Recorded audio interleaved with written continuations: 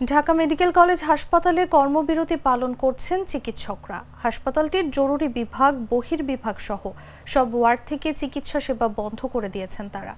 এতে হাসপাতালে চিকিৎসা নিতে আসা শত শত রোগী ও তাদের স্বজনদের পোহাতে হচ্ছে দুর্ভোগ।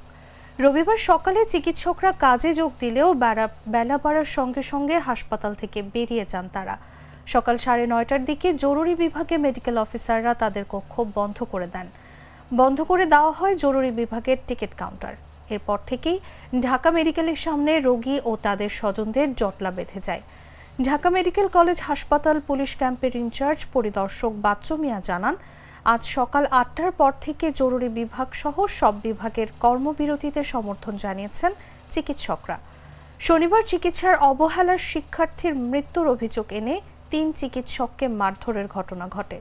তার জেরেই আজ চিকিৎসকরা সেবা বন্ধ করে রেখেছেন বলেও জানান তিনি।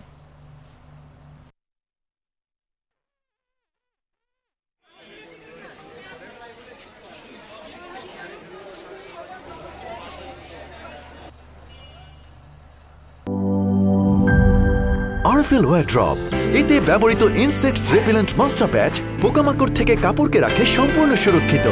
আরফেল ওয়্যার ড্রপ, যত্নে থাকুক ভালোবাসা।